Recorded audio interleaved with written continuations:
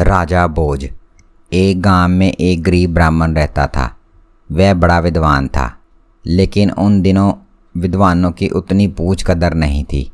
इसलिए बेचारा ब्राह्मण गरीबी से छुटकारा नहीं पा सका। इस पर भी उसका परिवार बहुत खुश था। बाल बच्चे भी उसके बहुत थे और कमाने वाला भी कोई नहीं था।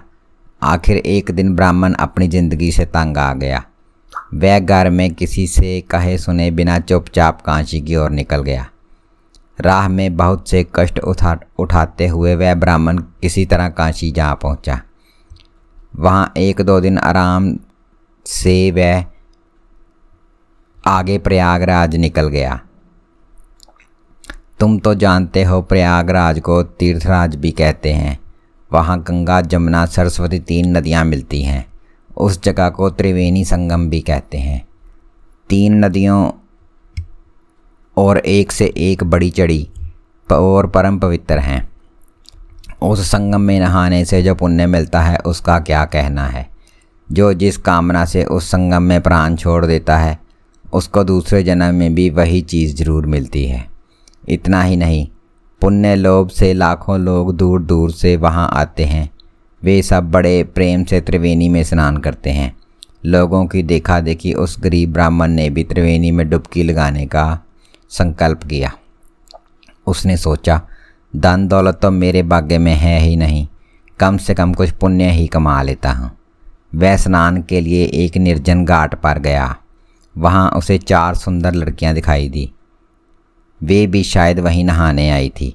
उनकी सुंदरता देखकर ऐसा मालूम होता था कि मानो कोई देवलोक की परियां नहाने उतरी हैं। ब्राह्मण उनको देखकर एक पेड़ की आड़ में छिप गया। वह देखना चाहता था कि वे क्या कर रही हैं।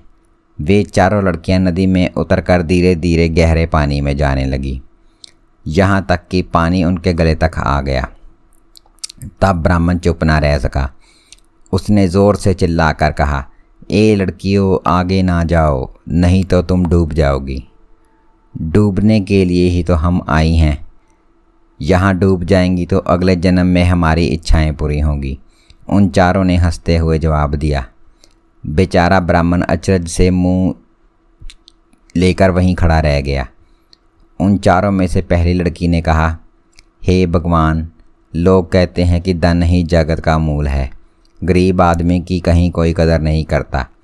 इसलिए मैं चाहती हूँ कि मुझे अगले जन्म में धनवान वर मिले, पर वह कंजूस ना हो। प्रभु, ऐसा वर दो कि मेरे पति धनवान हों और साथ ही दान पुण्य करने वाले भी हों। ये कहकर लड़की नदी में डूबकर लापता हो गई। दूसरी लड़की ने कहा, भगवान, रुपया सदा किसी के पास नहीं टिकता, लेकिन जो विद्वान होता है वह धन और यश दोनों पाता है। इसलिए कृपया करके ऐसा वर दो कि अगले जन्म में मुझे महान पंडित और कविपति मिले। मैं इसके सिवा और कुछ नहीं चाहती। ये कहकर वह भी त्रिवेणी में डूब गई। तीसरी ने कहा, भगवान, जब धन के साथ साथ विद्या भी होती है तो सोने में सुगंध भी आ जाती है, लेकिन जब इन दोनों के साथ प्रभुता भी हो तो फिर क्या पूछना। इसलिए मैं अगले जन्म में एक ऐसे राजा की रानी बनूं जो कुबेर सा धनी और ब्राह्मण सा विद्वान हो। ये कहकर वह भी गहरे पानी में डूब गई। फिर चौथी लड़की ने कहा, भगवान, जो देखने में सुंदर नहीं वह चाहे कितनी ही धनवान और विद्वान हो, उससे कोई प्रेम नहीं करता। इसलिए रूप ही अमूल्य धन है।